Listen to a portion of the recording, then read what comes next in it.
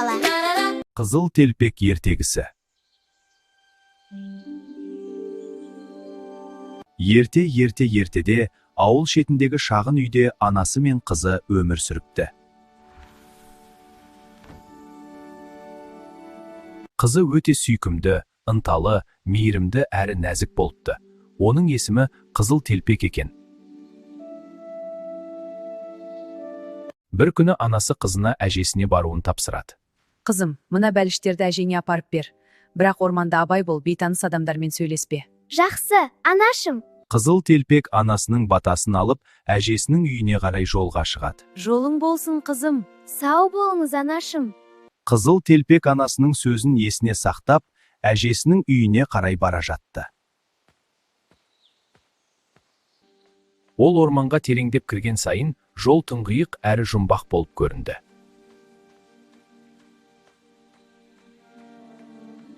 Бір кезде бұталардың арасынан қасқыр шыға келді. Сәлем, кішкентай қыз, қайда бара жатырсың? Сәлеметсіз бе? Мен әжеме бара жатырмын. Әжең қайда тұрады? Орманның ар жағында, кішкентай үйде тұрады. Қасқыр айла ойлап, Қызыл телпекті басқа жолға жібермек болды. Мына жолмен барсаң, әжеңе тезірек жетесің. Қызыл телпек қасқыр көрсеткен жолмен жүріп кетеді.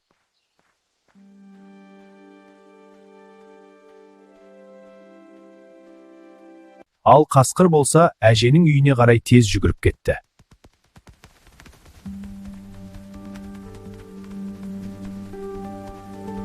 Бұл уақытта әжесі үйінде ештеңеден бейхабар, жай ғана тоқымасын тоқып отыр еді. Әже, бұл мен ғой, Қызыл телпек, сізге бәліш әкелдім. Кіре ғой, сұлу қызым менің. Мен сені күтіп отырмын. Қасқыр үйге кіріп, айлакер жоспарын жалғастырды. Қарны ашқан қасқыр әжені көріп, бас салып, бүтіндей жұта салады. Содан соң үстіне әженің киімін, көзіне көзілдіргін тағып, төсегіне жатады да қыздың келуін күтеді. Біраз уақыттан кейін Қызыл телпек әжесінің үйіне келіп жетті. Қызыл телпек есікті жайлап қақты. Қасқыр есіктің қағылғанын естіді.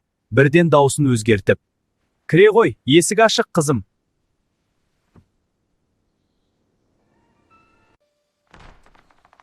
Қызыл телпек есікті ашып, үйге кірді. Қызыл телпек жатын бөлмеге кірді де, бірдеңе дұрыс емес екенін байқады.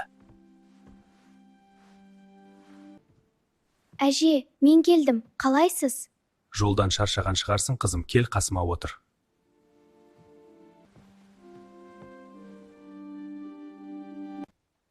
Әже, неге көзіңді жасырып жатырсың? Жарық көзімді ауыртып тұр, қызым.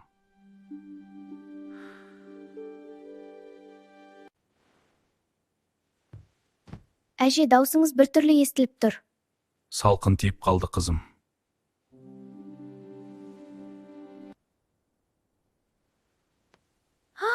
Сіз менің әжем емессіз. Ал енді мен сені жеймін. Мына киімдер қандай ыңғайсыз еді? Қасқыр қызды қуып, үйдің астан кестеңін шығарды.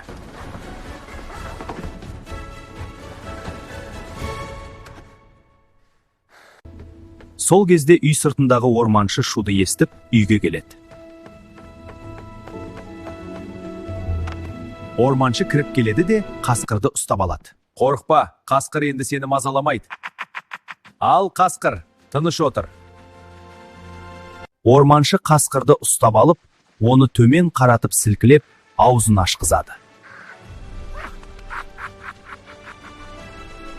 Сөйтіп, орманшы әжені аман есен құтқарып алды. Қызым менің, аман екенсің ғой. Әже, мен қатты қорқып кеттім.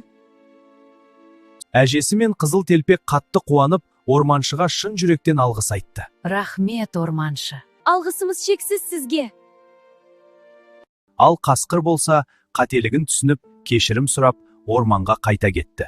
Содан бері ол ешкімге зиян келтірмей, тыныш өмір сүретін болды.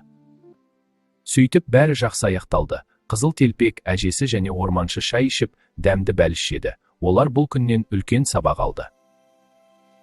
Бұл ертегі бізге ата-ананың ақылына құлақ түріп, бөтен адамдармен сөйлеспеу және сырыңды ақтармау керектігін үйретеді. Қиындық кезінде батыл болып, өзгеге көмектесіп, жақсылық жасап, қателікті мойындап әрі кешірім сұрау маңызды екенін үйретті. Сендерге ертегі ұнады ма? Тағы да қызықты ертегі тыңдағың келсе, біздің арнаға жазылып, бізбен бірге бол.